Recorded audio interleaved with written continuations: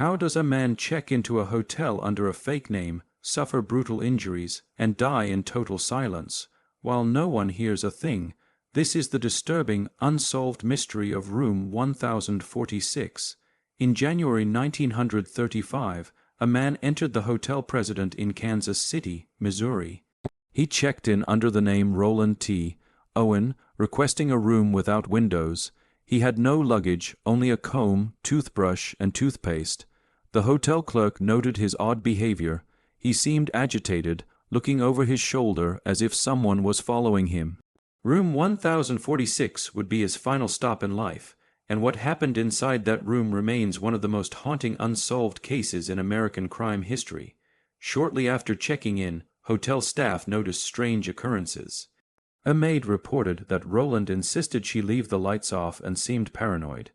Each time she visited the room, he would be in complete darkness, either standing silently or sitting still. On one occasion, she claimed she overheard him speaking to someone, saying, "No, Don, I don't want to eat. I'm not hungry." But when she asked if he needed anything, he insisted he was alone. The name Don would return several times throughout the investigation. On the morning of January 4, 1935, a bellboy tried to enter room 1046 to deliver a phone message. The door was locked from the inside, but a gruff voice told him to go away. Later that day, a switchboard operator noticed the room's phone was off the hook. Multiple attempts were made to get someone to answer or hang up the phone, but no one did. A hotel staff member finally entered the room using a master key. What he found was beyond disturbing. Roland was alive but gravely injured. He had been bound with cords around his neck, wrists, and ankles. He was severely beaten. His skull was fractured, and he had stab wounds in his chest. Despite the condition he was in, he was still barely conscious. When asked who did this to him, he replied, "Nobody." When asked if he tried to commit suicide, he said, "No." Minutes later, he slipped into a coma. He died not long after arriving at the hospital. Police began investigating immediately. The name Roland T. Owen turned out to be fake. No one matching his fingerprints or description could be identified through national records. Even stranger, in the days following his death, a mysterious man claiming to be a friend sent funeral money to a local mortuary with instructions to bury him in Kansas City. The money arrived with no return address and included a brief note, "Love forever, Louise." Who was Louise? Who paid for his funeral, and who was Don?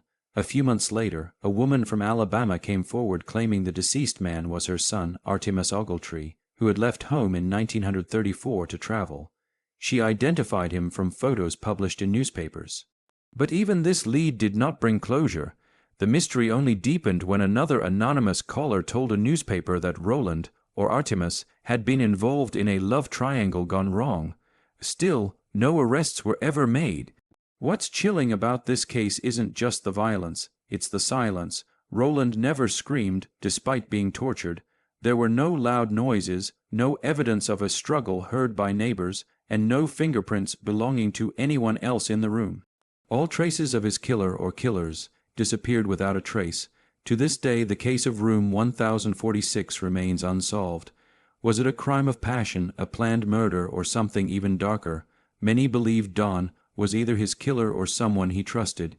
But without concrete evidence, his identity remains as mysterious as the man who died in room 1046. And so, the silent screams of room 1046 echo through history, unanswered and forgotten by most, but not by those who still ask, what really happened to Roland T. Owen?